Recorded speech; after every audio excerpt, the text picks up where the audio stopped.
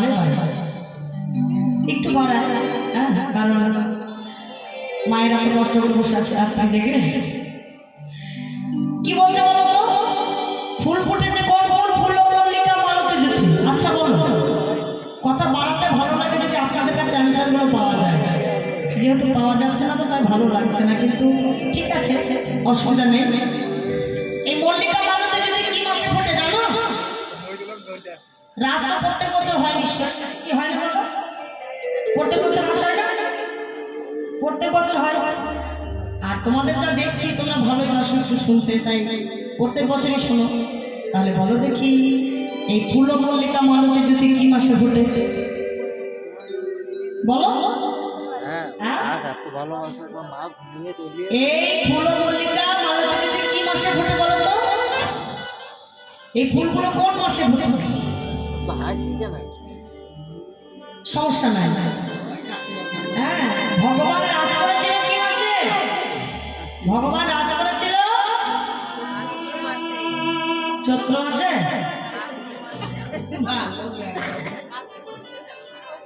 এমন একটা শত্রু জীবনে থাকলে আর শত্রুর প্রয়োজন নেই। এটাই তো সমস্যা বাবা, এটাই তো সমস্যা। ও মানে আপনারা জানেন আমি জানি নাকি, তাই মানে ট্রাই করছে, তাই তো? বেশ বেশ বেশ।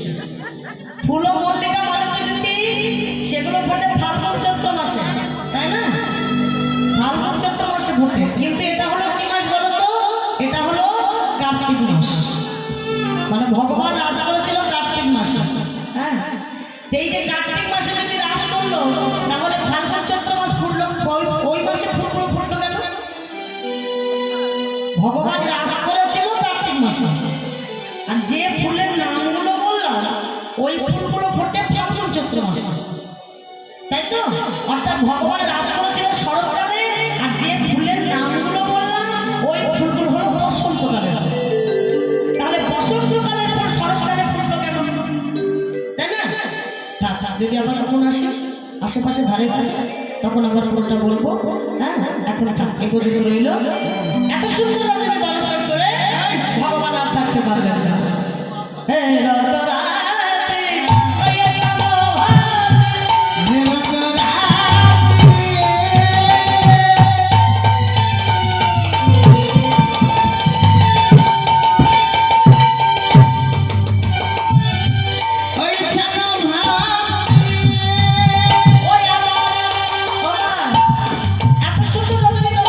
ভগবান কি বললো?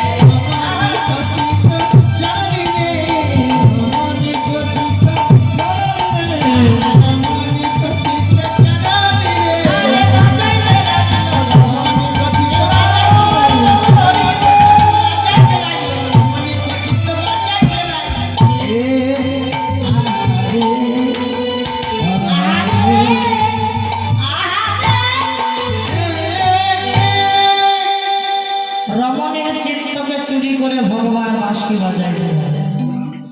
হ্যাঁ, কত সুন্দর রজনী। আহা, ফুলগুলো ফুটেছে, পবন মন্দ মন্দ বইছে, নীল রঙের চাঁদ উঠেছে, আর ফুলে আবার ভ্রমরও মানে ভ্রমরগুলো গুনগুন গুনগুন গুনগুন গুনগুন শুধু গুনগুন করছে না। ওরে বাবা রে বাবা, যখন গুনগুন করছে ফুলগুলো বলছে ফুল, আহা ভ্রমর আজ কি শুধু গুনগুনি করবে না মধুপান করবে? ভ্রমরগুলো বলছে না না না না, আজ মধুপান করতে আসবে, আজ আমরা মধুপান করতে আসিনি। বলছে কেন? মধু যদি পানে না করবে তাহলে এসেছো কেন? এসেছো কেন? বলছে কেন এসেছে জানো? আজ এসেছি তোমাদেরকে সাবধান করে দিতে। বলছে কেন? কৃষ্ণ সেবায় লাগবে বলে যত্ন করে তোমরা ফুটেছো তো, ধৈর্য ধরো, অপেক্ষা করো। ধৈর্যের বাঁধ ভেঙে গেলে হবে না, আর ধৈর্যের বাঁধ যদি ভেঙে যায় তাহলে আর হলো না। এত যত্ন করে তোমরা ফুটেছো বলে আশা নিয়ে কৃষ্ণ সেবায় লাগবো বলে ধৈর্য ধরে বসে থাকো। মধু যদি একবার ধরে পড়ে যায় আর আসা সেবা মধু জানো ধরে পড়ো না, মধু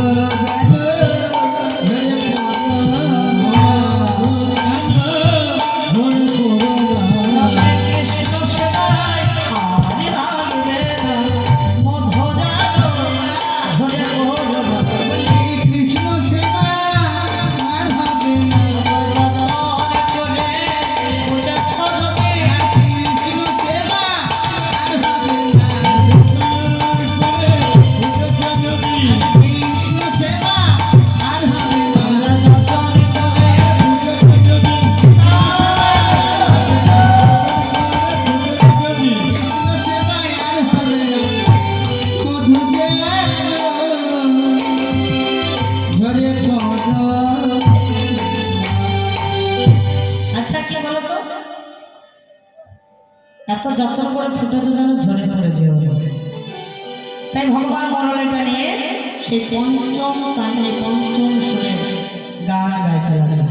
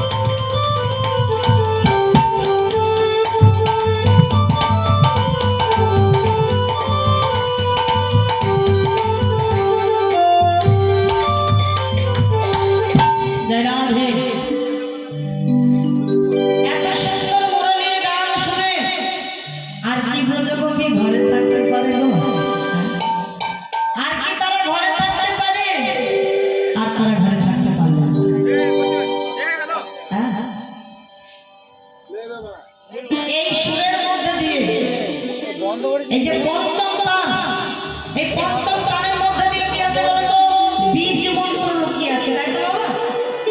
যে গোপীদের দীক্ষা হয় না সেই গোপীদের দীক্ষিত করে নিজের কাছে নিয়ে আসে ভগবান। কেন বলো তো? কারণ দীক্ষা না ধরে এই দেহটা শুদ্ধ হয় না। আর দেহ যদি শুদ্ধ না হয়, শুদ্ধ না হয়, দেহ দিয়ে কেমন করে আমার কৃষ্ণ সেবা হবে? সেবা এই যে বীজ নিয়েছে সুরের মধ্যে দিয়ে আর সেই মন্ত্র গিয়ে পৌঁছালো ভগবানের বাক্যে সে ভাষা কেমন ভাবে শোনো তারা শোনো গোপী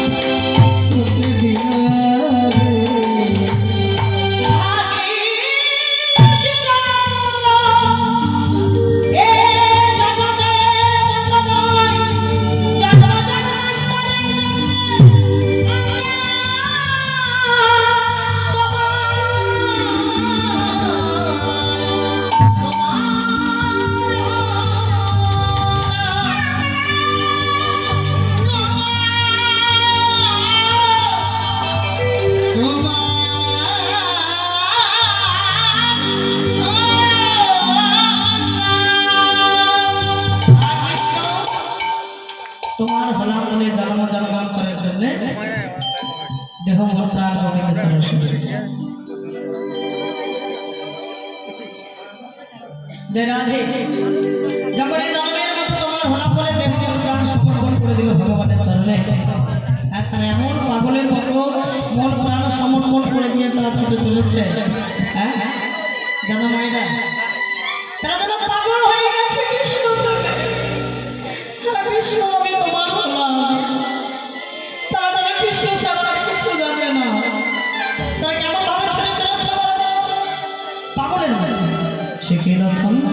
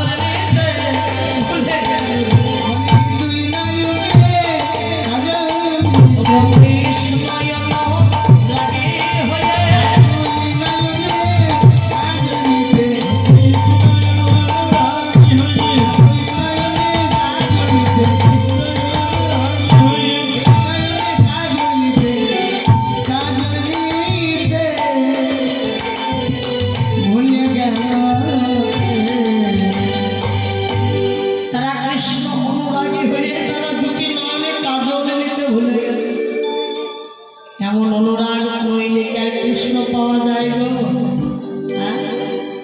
কি বাবা এমন অনুরাগ নইলে কি আর কৃষ্ণ পাওয়া যায় সবাই ছুটতে ছুটতে চলে যাচ্ছে কেউ বা একটি নয়নে কাজল নিয়েছে আর একটি নয়নে কাজল নাই নাই কেউ বা একটি করে কঙ্কন পড়েছে আর একটি করে কঙ্কন পড়ে না